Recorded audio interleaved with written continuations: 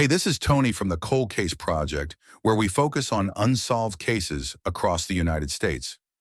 Our mission is to bring attention to these unresolved mysteries that need your help. All the information we cover in these cases is readily available on the internet, but we rewrite and repurpose it for the purpose of these videos. Our goal is to spread the word about the thousands of unsolved cold cases still out there.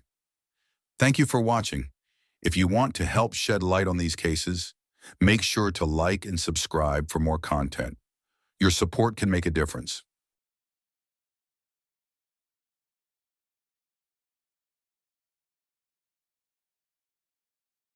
Tamara Bradley was last seen on September 30th, 1994, after leaving her job at Federal Foam Technologies, located in the 3500 block of 2nd Street North in Minneapolis, Minnesota. A coworker observed her driving away in her usual direction, heading home. Tamara was a dedicated mother and employee, and she had planned to spend that weekend searching for a new home in Wisconsin, where her company was relocating. She was committed to following her job and securing a stable future for herself and her 5-year-old son. That weekend, her son was visiting with his paternal grandfather, and Tamara was scheduled to pick him up on Sunday afternoon. However, she never arrived to do so. The following day, her car, a 1988 Buick Century Custom, was discovered abandoned at a Greyhound bus station located in the 1000 block of Hawthorne Avenue in Minneapolis. Law enforcement was initially unaware that the vehicle was linked to a missing person and had it impounded. There were no parking tickets on the car, leading to speculation that it had not been parked there for long before being towed. It is unclear whether the car had been at the station for the entire weekend or if it had been left there toward the end of the weekend. Upon further examination of the vehicle, authorities found that the driver's seat was pushed all the way back, a position that would have been uncomfortable for Tamara, who was only 5 feet 4 inches tall. Inside the car, on the dashboard, were an uncashed paycheck and an uncashed child support check, as well as Tamara's keys. Her sister, Wendy, later stated, "My sister was 5 foot something. She was small, but the driver's seat of her car had been pushed all the way back when it was found. Someone else was in there." Tamara's family could not think of any reason why she would voluntarily leave her life behind. She had plans to move to Wisconsin for work, was supposed to be house hunting that weekend, and had made arrangements to pick up her son. Furthermore, she had left behind money in the form of uncashed checks, along with her vehicle and keys, and there had been no activity on her bank account since her disappearance. Investigators actively pursued leads in Tamara's case until February 1995, but the case eventually went cold. However, in January 2009, they reopened the investigation when a potential match surfaced with an unidentified Jane Doe found in Wyandotte County, Kansas, in October 1999. After conducting tests, they determined that the Jane Doe was not Tamara, and the case remained unsolved. After her disappearance, Tamara's sister, Wendy, took in her son and cared for him. At the time she went missing, Tamara was 30 years old, a white female, standing 5 feet 4 inches tall, and weighing approximately 135 pounds. She had shoulder-length brown hair, hazel eyes, and a mole above her upper left lip. She also had a scar on her pinky finger from a reattachment surgery, as well as surgical scars on her knees and jaw. She had previously suffered a broken arm, which may be evident in remains if she is deceased. She wore a partial denture plate, and her ears were pierced. Tamara's nickname was Tammy, and she was last seen wearing a dark-colored t-shirt, blue jeans, a green ski jacket, and either dark blue or black sneakers with reflector strips. She typically carried a clutch-style purse, which she may have had with her at the time of her disappearance. Her dental records and DNA are available for comparison. If you have any information related to Tamara's case, please contact the Blaine Police Department at 785-6168. Given the details of Tamara's disappearance, there is no indication that she intended to leave her life behind. The discovery of her car with uncashed checks and keys left inside raises further questions. If she had voluntarily left, why would she have abandoned her vehicle instead of using it to travel? Why was there no evidence that she had withdrawn money or taken steps to support herself elsewhere? Moreover, why was she actively searching for a new home if she had been planning to disappear?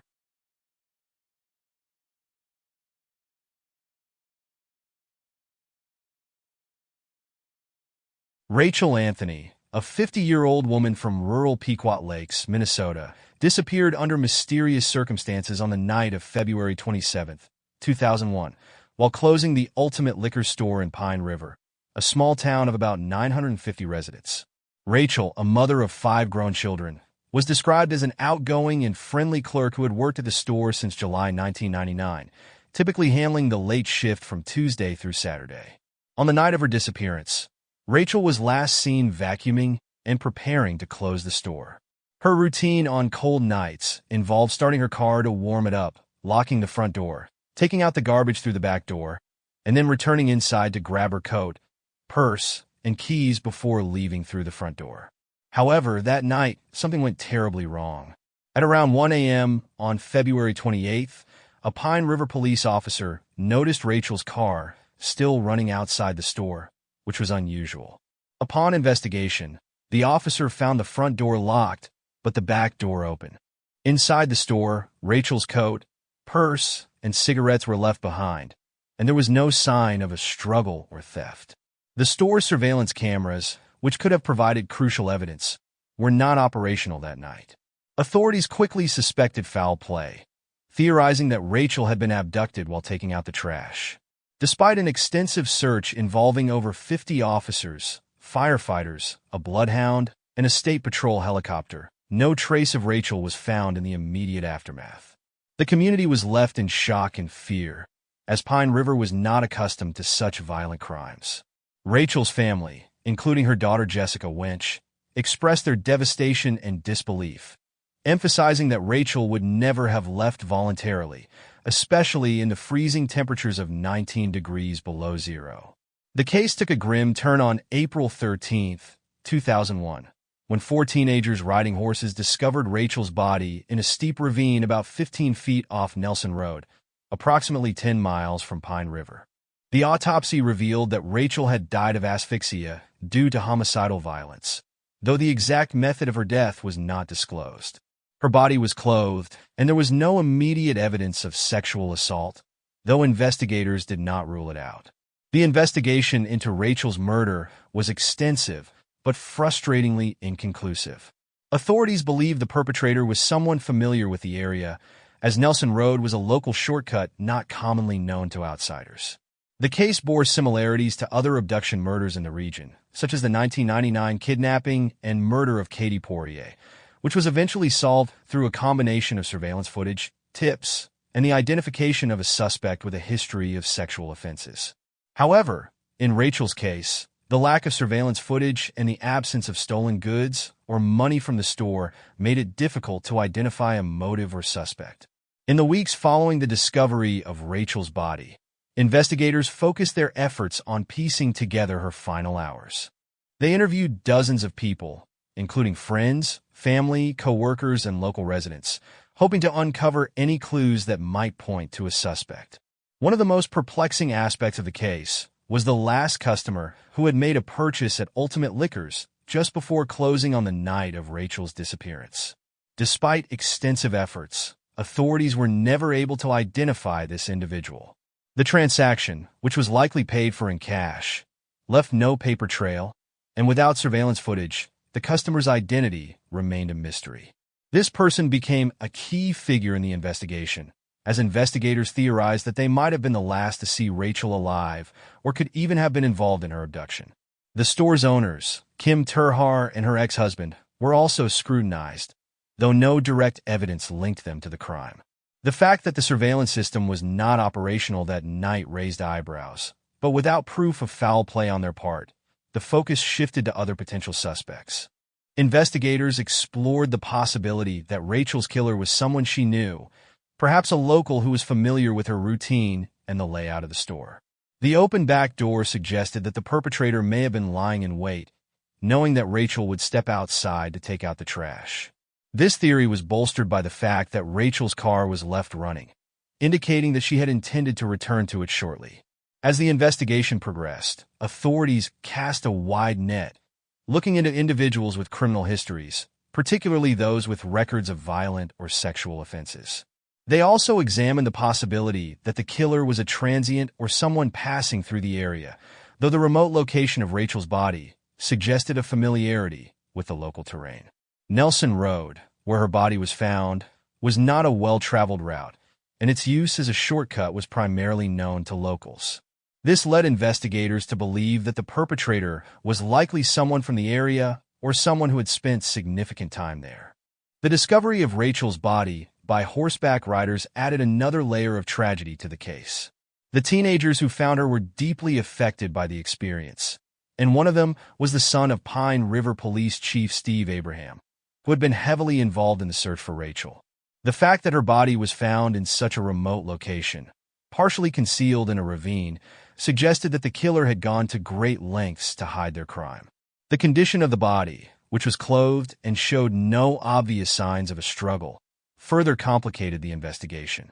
Authorities did not disclose whether Rachel had been sexually assaulted, but they did confirm that she had died from asphyxia due to homicidal violence.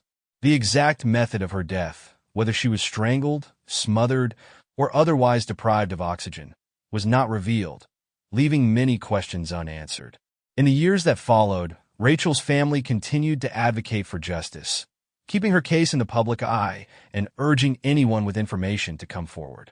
Her daughter, Jessica Winch, and other family members expressed their frustration with the lack of progress in the investigation, but they remained determined to see the case solved. They participated in interviews, attended vigils, and worked with law enforcement to keep the case active. The pain of losing Rachel was compounded by the fact that her killer remained at large, leaving her family without closure. As technology advanced, investigators revisited the case, hoping that new forensic techniques might yield breakthroughs. DNA evidence, if available, could potentially identify the killer or link them to other crimes. Genealogy databases, which have been used to solve cold cases in recent years, offered another avenue for investigation. However, without a clear suspect or additional evidence, progress remained slow. The case was periodically reviewed by the Minnesota Bureau of Criminal Apprehension and the Cass County Sheriff's Office, but no arrests were made. Rachel's family and supporters also turned to the media to keep her story alive. Crime shows, podcasts, and online forums featured her case, bringing it to the attention of a wider audience. The hope was that someone, somewhere, might come forward with information that could break the case open. A $50,000 reward was offered for information leading to the arrest and conviction of Rachel's killer. But despite the incentive, no credible leads emerged. The emotional toll on Rachel's family was immense. Her children and grandchildren grew up without her, and the pain of her loss never faded. Her daughter Jessica often spoke about the guilt she felt for not stopping by the store that night to help her mother close up, wondering if her presence might have prevented the tragedy. Rachel's son, Robert Mazin, who lived in Ohio at the time of her disappearance, expressed his anguish in online posts, writing about how much he missed his mother and how he prayed for justice. Her case remains unsolved.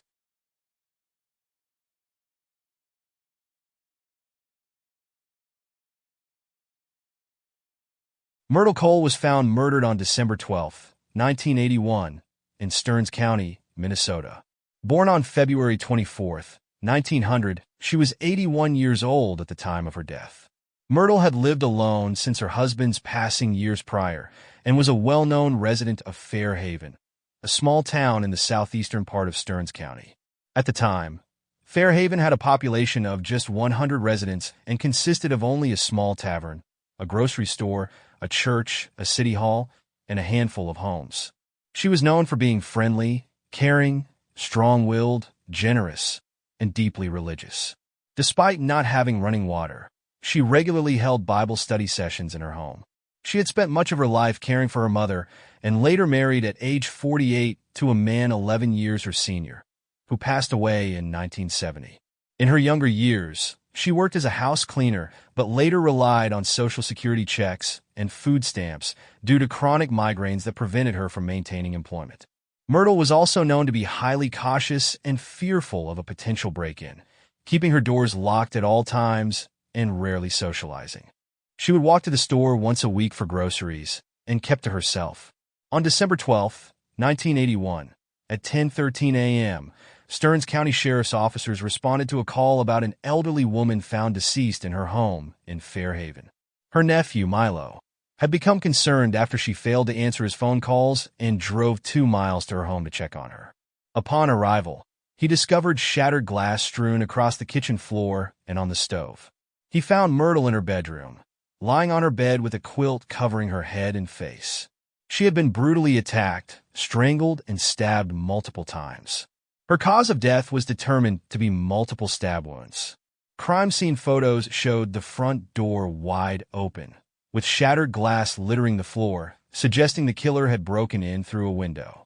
Investigators believe the murder occurred between 10 p.m. on December 11th and 9:30 a.m. on December 12th. The murder weapon was never recovered, but authorities suspected it was a knife or some other sharpened blade. The most significant piece of evidence was a bloody palm print found on a pillowcase.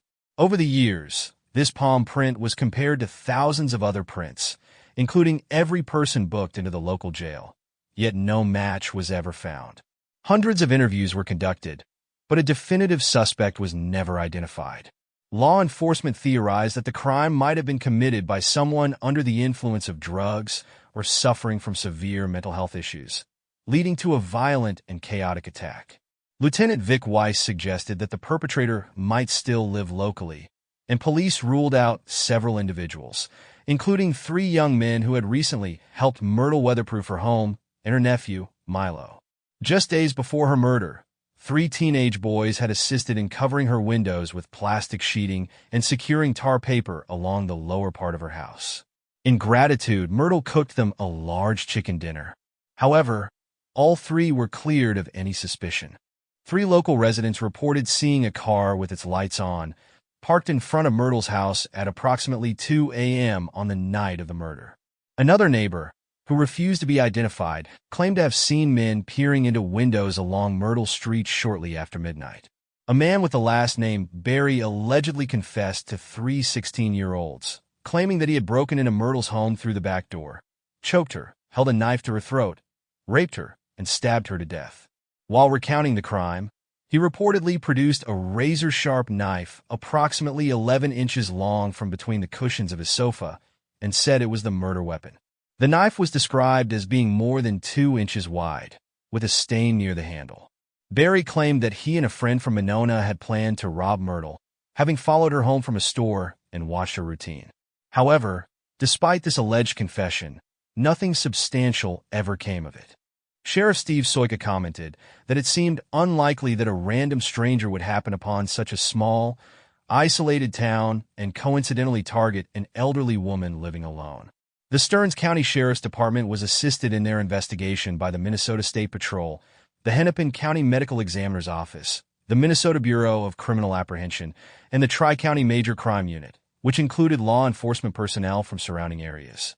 The Tri-County Crime Unit, including Benton and Sherburne counties, deployed helicopters in the search, while the Behavioral Science Unit in Quantico, Virginia, assisted with profiling the suspect.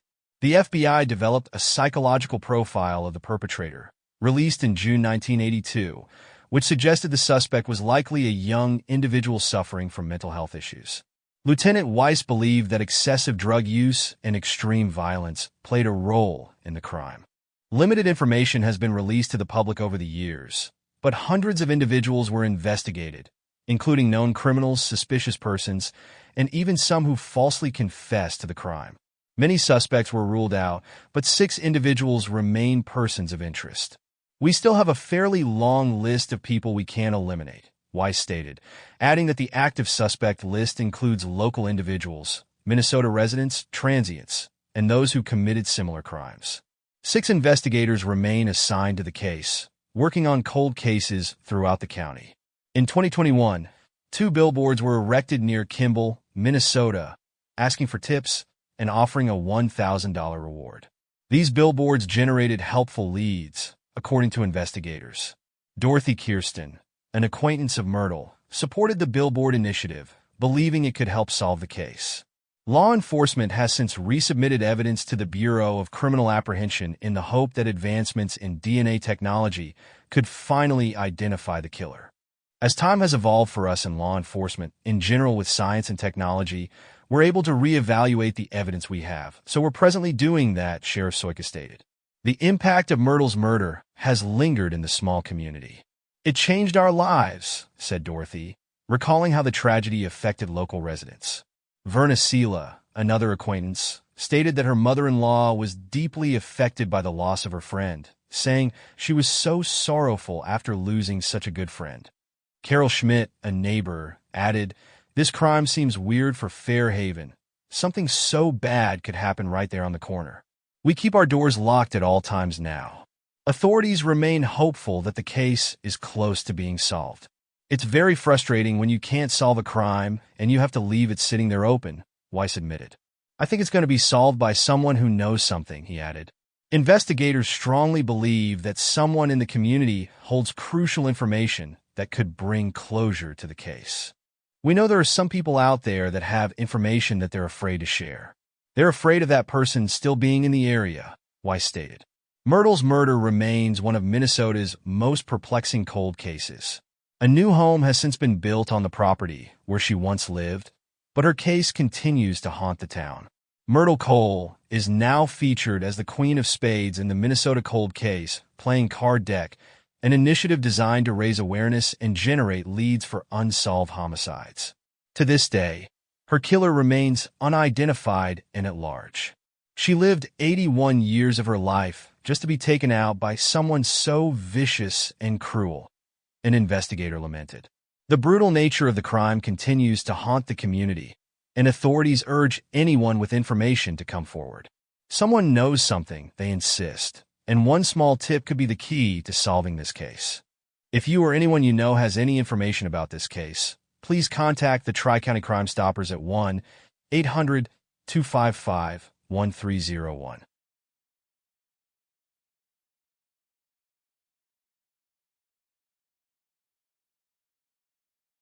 Hagos Meliki was born on August 8, 1987, in Adi Kahid, Eritrea, and later relocated to St. Paul, Minnesota, with his father and younger sister when he was 6 years old.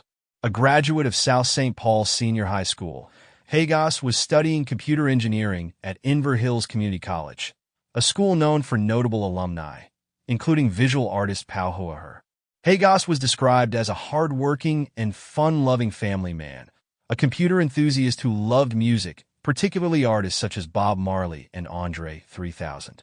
He enjoyed spending time with his family and was especially fond of buffet-style restaurants. On August 15, 2013, Hagos was robbed in St. Paul, Minnesota, and sources indicate that the robbery occurred on Central Avenue West.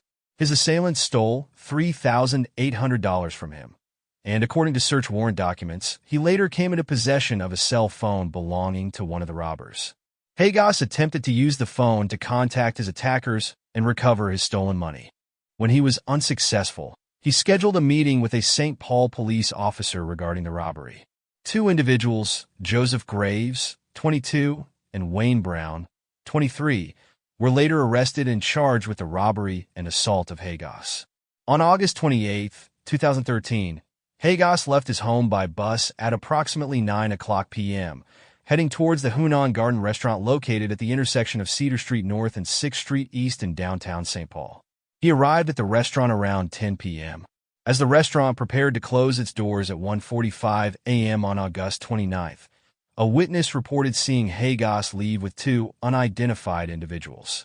One was a man with a shaved head, and the other was described as a person with short dark hair, wearing an orange or red t-shirt and possessing tattoos on one arm. At approximately 4:30 a.m., nearly 3 hours after Hagos was last seen, an unidentified woman was captured on surveillance footage using his credit card at an ATM in Minneapolis. The images clearly show her holding the debit card with her shirt, seemingly attempting to avoid leaving fingerprints. Later that morning, at 6:40 a.m., police were called to a parking lot on the 5700 block of Hamline Avenue North in Shoreview, Minnesota, after witnesses reported seeing someone slumped over on the ground near a building. Upon arrival, officers discovered Hagos' body. He had been shot and killed, and he had no identification on him, which led authorities to believe his personal belongings had been taken either during or after his fatal encounter with the perpetrators. On September 25, 2013, a press conference was held, with Hagos' sister, Wanai, making an emotional plea for justice. Just days before his murder, Hagos had written a heartfelt letter to his sister, expressing his pride in her accomplishments and his hopes for her future. His letter read, "I am really proud of you. You accomplished what I wanted to do in a matter of a short time. I hope your first year goes well.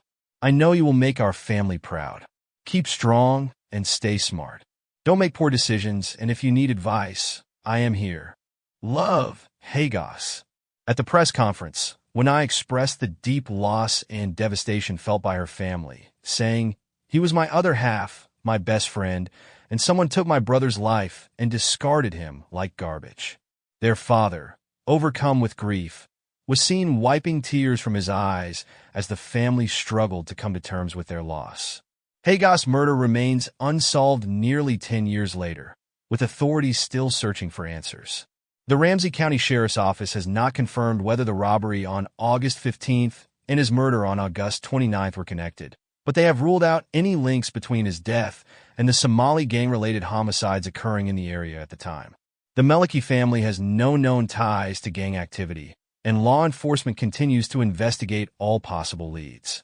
Authorities are particularly interested in identifying the 3 individuals seen in the surveillance footage. The first 2 people of interest are the individuals Hagos was last seen leaving with: the black male with a shaved head and the second person with light skin, short dark hair, tattoos on their arm, and an orange or red t-shirt. The third person of interest is the black female captured on ATM surveillance at 4:30 a.m. using Hagos bank card at the U.S. Bank on West Broadway Avenue near DuPont Avenue in Minneapolis. She appeared to struggle with the transaction before successfully withdrawing cash. Investigators do not consider her a suspect in Hagos' death, but believe she may be a witness with crucial information about the case.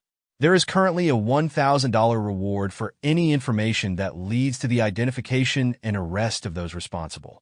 Authorities urge anyone with knowledge of the case to come forward, emphasizing that even the smallest detail could break the case wide open.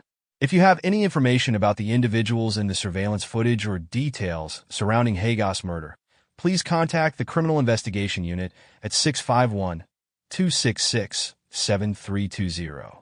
Anonymous tips can be submitted through Crime Stoppers under case number 13 to 30,971. The family continues to seek justice, hoping that someone will come forward with the truth and bring closure to the case.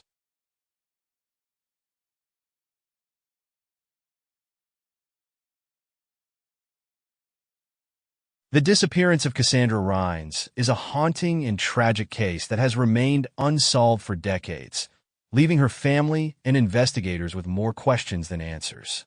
Cassandra, a 19-year-old woman from Minneapolis, vanished in June 1985 under mysterious circumstances.